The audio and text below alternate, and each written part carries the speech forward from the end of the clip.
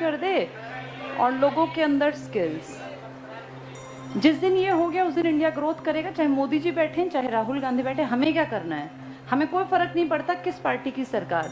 कई बार क्या होता है, लोगों को ऐसा लगता है जैसे मैंने उसमें कुछ बोल दिया इस तरह का कि भाई, खैर मैंने स्पष्ट नहीं बोला, लेकिन लोगों को ऐसा लगा कि भाई मैडम जो है एंटी मोदी हैं, कईयों को लगा मैडम एंटी इंडिया हैं। तो ये समझने की जरूरत है, और ये अनपढ़ों की समझ में नहीं आएगा। दो चीजें जिस देश की विकसित होंगी ना, वही आगे जाएगा। आप कुछ कर लो, चाहे कितनी डेवलपमेंट की बातें कर लो, अगर आपकी एजुकेशन कमजोर है तो देश किसी भी कंडीशन पे आगे बढ़ ही नहीं सकता। आपके देश में ये नो डिटेंशन पॉलिसी, इसने सब भट्टा बैठा दिया पूरे देश का। वो जो बच्चे की पढ़ने की उम्र थी ना, जिसमें हम याद करते थे, डर के मारे ही सही चीजों को लर्न करते थे। भाई तुमने पहाड़े क्यों याद किए बचपन में? क्योंकि टीचर्स मारते थे, पीटते थे, जिसको पहाड़े नहीं आते पिटता था ना वो। उस डर से हम पढ़ गए। इंसान की फितरत है, हम 200 साल गुलाम रहे हैं, बिना डर के काम करना हम भूल चुके। आज भी तुम्हारे सिर पे पेपर आता है, तुम्हारी पढ़ने की स्पीड यही रहती है, बढ़ जाती है। अब क्यों नहीं है उतनी, जबकि तुम्हें पता पेपर तो आना है। हमारी आदत बहुत खराब है, हमारे ऊपर प्रेशर होगा तो हम काम करेंगे। और एजुकेशन पे से तुमने प्रेशर बिल्कुल खत्म कर दिया इस पॉलिसी के चलते, नो डिटेंशन पॉलिसी, जिसको कह दिया कि भैया कोई कितनी क्लास तक फेल नहीं करना। तुम लोग याद करो अपना बचपन, जैसे किसी भी चीज को अपने से सोचा करो। ये कागजी बातें नहीं है, ये सिर्फ किताबों में नहीं लिखी। 8वीं तक बच्चे का दिमाग बहुत शार्प हो जाता है, क्योंकि वो चीजों को, बहुत सारी चीजों को वो सीखता है, और सीखने के अलावा बहुत सारी चीजें रटनी भी पड़ती हैं। अब टेबल सीखने होते हैं, रटने पड़ते हैं। भाई 18 7 सीखने की क्या बात है? इतना पता है कि 18 7 टाइम्स 18 7 आर, कि भाई 18 गुणा 7 करेंगे तो आंसर ये आएगा। ये मल्टीप्लाई करके देखना तो है सीखना, भाई समझ लेना। लेकिन 18 को 7 से मल्टीप्लाई करें तो आंसर क्या आएगा, ये तो रटना। रटना भी कुछ चीजों का जरूरी है। जैसे कई बार हम सोचते थे कि रटना ना पड़े ऐसे चीजों, लेकिन फिर जब टीचिंग के एग्जाम्स वगैरह में पढ़ा, टीचिंग के 2 साल, तो पता चला कि नहीं, कुछ चीजें रटनी पड़ती हैं। कुछ चीजों को आप समझ नहीं पाते, बहुत सारा ज्ञान नहीं, लेकिन रटने से भी आपके दिमाग का एक पार्ट सीखता है और वो शार्प बनता है। हर चीज को नहीं रटना, जैसे पॉलिटिक्स को, इकोनॉमिक्स को नहीं रटना, साइंस को नहीं रटना, पर पहाड़े तो रटने ही पड़ते हैं। कुछ चीजें, स्क्वायर है, क्यूब है, इनका क्या करना पड़ता है? रटना। बार बार पढ़ो, बार बार पढ़ो। अब ये 8th तक कुछ रटना और सीखना जरूरी नहीं है। अब सिर्फ आओ ना आओ, कुछ पढ़ो ना पढ़ो, तुम पास हो जाओगे। तो क्या बच्चे पढ़ेंगे? अब नहीं। 8th तक उनका दिमाग डंप हो जाएगा। और 9वीं क्लास, हम कितनी बार कहते हैं, लाइफ में सबसे इंपॉर्टेंट जो बच्चा रास्ता बदलता है ना, वो 9th है। यहाँ से 2 रास्ते निकलते हैं, एक सही दिशा में जाएगा और एक गलत। आप खुद देखना, आपके घर में छोटे भाई बहन हो, कोई भतीजा भांजा भांजी कोई हो, 8th तक बच्चे का बिहेव बच्चे वाला होता है, 9th में आते ही उसका एक तरीका ही अलग हो जाता है। अब उसकी संगत पे फर्क पड़ेगा कि वो क्या पकड़ेगा। तुम्हारे भाषण से, तुम्हारे घर से, संस्कारों से फर्क नहीं पड़ेगा। और यहाँ संगत गलत होने के चांसेस ज्यादा इसीलिए हैं क्योंकि उसको 8th तक तो पढ़ना ही नहीं आया। अब ये गांव-गांव में जो नशे के इतने सारे साधन बन गए, इन सब से लाइफ आसान बनेगी या मुश्किल बनेगी बच्चों की? पहले देखो, शराब पीने के लिए आदमी को शहर जाना पड़ता था, क्योंकि शराब की दुकानें शहर में थी। आज हर गांव के नुक्कड़ पर शहर की, ये इसकी शराब की दुकान। कई गांव ऐसे हैं जिनमें एक गांव में 4-4 दुकानें खुल गई, 4 चौराहों पर, चारों तरफ। तो वहां किसी भी 16-17 साल के लड़के के लिए नशा जैसे अवेलेबल हो गया ना, 50-100 रुपए तो हर कोई अरेंज कर लेता है। उस टाइम पे, जैसे आज से पहले देखें, जब हम इतिहास पढ़ते हैं, गांधी क्या नशे पर रोक लगाने के पक्ष में थे? क्या 1930 में गांधी ने औरतों को नहीं कहा था कि शराब की दुकानों को बंद करवा दो? उस टाइम में और अब के टाइम में क्या अंतर है? अब आपकी सरकार, हाँ, ये तो और ज्यादा खुल रहे हैं, क्योंकि इनसे सरकार को बहुत मोटी कमाई होती है। ये जो एजुकेशन है ना, अगर बच्चा इस तरफ मुड़ जाए तो उस तरफ से चांसेस हैं बचने के। तुम लोगों ने महसूस किया, इस पेंडेमिक में क्राइम रेट भी बढ़ा है। लोग पढ़ाई से हट गए। जो 18 साल 16 साल के लड़के थे, वो क्या करेंगे फिर? पढ़ाई से हटे तो 100% गलत रास्ता पकड़ेंगे, क्योंकि खेती तो खत्म बराबर हो गई, खेती में तो कुछ निकलता नहीं। तो बच्चा या तो पढ़ेगा या तो बिगड़ेगा, और पढ़ने की जरूरत इसने खत्म कर दी, तो ये तो खत्म हो ही गया। स्किल एजुकेशन की अगर बात करूं तो आप खुद इसका साक्ष्य हो, आपके सामने ये बातें हैं। क्या हरियाणा में स्किल्स की यूनिवर्सिटी नहीं बन रही थी? बन रही थी ना। कितने कितने दिन से पढ़ रहे हो तुम लोग? उसमें पास हुए कितने लोगों में स्किल्स आ गई और उन्होंने क्या कुछ कर लिया। जैसे स्किल्स तो दिखाई देती है ना, ये चीजें अपने आप देखा करो, सीखा करो। सिर्फ कागज पढ़ने से ज्ञान नहीं आता। आप में और चाइना में इतना अंतर कैसे हो गया जब दोनों बराबर थे? 1950 तक तो दोनों इक्वल थे। 1970 में आप थोड़े से ऊपर थे, बराबर से थोड़े से ऊपर, ये थोड़ा सा नीचे।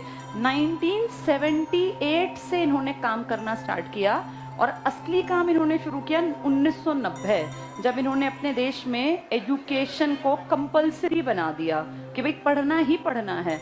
इनके देश में ना करोड़ों की आबादी थी हमारी तरह, आज भी है, नंबर 1 तो भी यही है, लेकिन इन्होंने सोच लिया कि इस आबादी को यूज करना है, इस आबादी का इस्तेमाल करना है बेहतर करने के लिए। पहले यहाँ बहुत बदहाली थी, बहुत खराब सिस्टम था। इन्होंने 1978 से काम करना स्टार्ट किया और 1990 में कहा कि देश आगे तब बढ़ेगा जब क्या अच्छी होगी शिक्षा, और स्किल साथ साथ लोगों को सिखानी स्टार्ट कर दी। आज आप देखो दुनिया में कहीं कुछ बनता हो, कोई भी प्रोडक्ट तुम चाहे किसी तकनीक से बना लो, जापान इसका, चाइना का, एक बार आदमी उसको देखेगा और कह देगा मैं सेम ऐसा दोबारा तैयार कर सकता हूँ। उनको टेक्नोलॉजी की इतनी ज्यादा समझ आ गई, उनके अंदर इतनी स्किल्स हैं कि वो किसी भी देश की चीज को देख के उससे बेहतर बना सकता है। ये कैसे आ गया? इन्होंने इन चीजों पे काम किया, एजुकेशन पे और स्किल पे। हम पीछे क्यों रह गए? क्योंकि इन सालों में हमने इन पे काम नहीं किया। हमने काम बहुत किए, लेकिन इन दोनों को छोड़ के बाकी दुनिया भर के काम हमने कर लिए। 1990 से आज 2022 कितने साल बीत गए? 32 साल। दुनिया की गूगल कर लेना, नंबर 1 इकोनॉमी जो है चाइना है। सबसे ज्यादा चाइना ग्रोथ दिखा रही है ना, ग्रोथ तो आप दिखा रहे हैं। अच्छा हाँ, एक और देखो मजेदार चीज, अगर तुम भरोगे fastest growing economy in the world, तो पता है नंबर 1 कौन है? हम। लेकिन उसकी सच्चाई तुम भी जानते हो कि वो आंकड़े किस तरफ इशारा करते हैं। जिन्होंने जीडीपी में ग्रोथ रेट दिखाई, जो बहुत अमीर बन गए, लेकिन असलियत तो हम नॉर्मल लोग जानते हैं ना। गाँव में किसकी इतनी आय बढ़ गई कि हम दुनिया की फास्टेस्ट ग्रोइंग इकोनॉमी है। ठीक है, आंकड़ों में हम बता देते हैं, लेकिन रियलिटी ऐसी नहीं है। और आंकड़े कुछ प्रतिशत लोगों के कारण बढ़े हैं, उनमें कुछ अमीर खानदान के लोग आते हैं। एवरेज आदमी, हम आम घरों में रहने वाले, तुम्हारे परिवार के लोग, इन पिछले 20 सालों में, इसमें कांग्रेस सरकार भी आ गई। जैसे कुछ लोगों ने कहा कि मैडम आप बीजेपी के विरोधी क्यों हो? भाई मैं बीजेपी की विरोधी कहाँ से हूँ? मैंने तो पेंशन की बात कौन से साल की है? 6 में किसकी सरकार थी? तो कांग्रेस की सरकार के बारे में कहा कि पेंशन बंद कर दी, तो उसमें बीजेपी कांग्रेस का मुद्दा ही नहीं है। मुद्दा ये है कि भाई हमारा जनता का क्या हुआ है, और वो करने वाला कोई ना कोई तो है जो पावर में बैठा है। ये चीज गलत है और इसका विरोध मुझे लगता है पूरे देश के हर युवा को करना चाहिए जो गलत हो रहा है। सरकार शिक्षा से अगर चीजों को छीन रही है तो गलत है। सरकार अगर कहती है भाई शिक्षा मेरी जिम्मेदारी नहीं, स्वास्थ्य मेरी जिम्मेदारी नहीं, तो फिर तो गलत है। जैसे कई लोग कहते हैं कि प्राइवेट देश आगे निकलते हैं जो प्राइवेटाइज्ड चीजों को कर देते हैं। मान लिया प्राइवेटाइजेशन के मैंने कई बार एग्जाम्पल दिए क्लास में। प्राइवेटाइज होने पर तुम्हें अपनी सब चीजें बदलनी पड़ेंगी। इंडिया के लोगों में अभी वो क्षमता नहीं है कि हम प्राइवेट सेक्टर को पूरी तरह से अपने में रमा लें। पता है प्राइवेट सेक्टर में क्या होता है? सर्वाइवल ऑफ द फिटेस्ट, यही थ्योरी चलती है।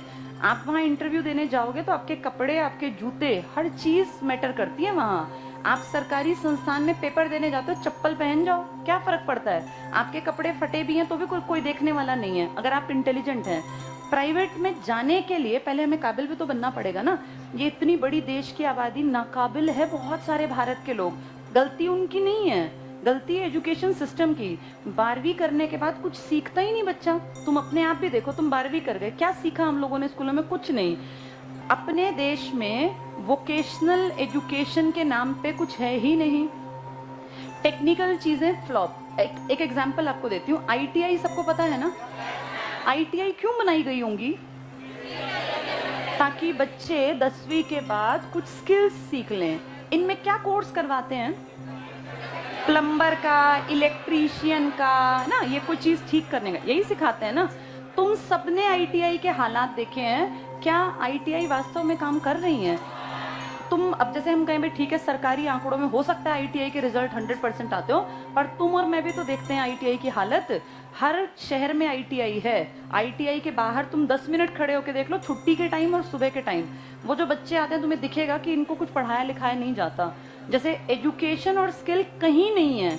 चाहे वो आईटीआई हो चाहे स्कूल हो, इसीलिए सिस्टम बैठता जा रहा है। जैसे सिर्फ आबादी, एक चीज और भी है, कई लोग क्या कहते हैं कि आबादी के कारण ऐसा हो रहा है। एक प्रॉब्लम है तुम्हारी जिंदगी में, उस प्रॉब्लम को पहले मान लो, लेकिन उसका उपचार भी तो करो।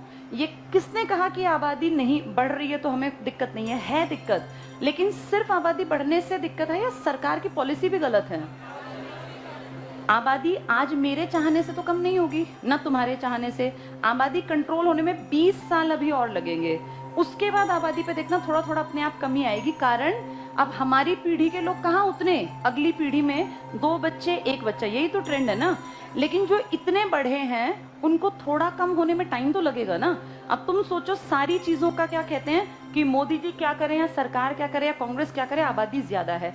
एक पार्ट ये मान लो, एक्सेप्ट कर लो कि हाँ आबादी ज्यादा है, अब इसके आगे क्वेश्चन मार्क, इसके बावजूद हमें क्या चाहिए? तो इसके लिए काम करो, इसके लिए भी तो काम करो ना। आबादी ज्यादा है कह के बस लीपापोती कर दे, चाहे कांग्रेस सरकार है चाहे बीजेपी, चाहे कुछ भी है।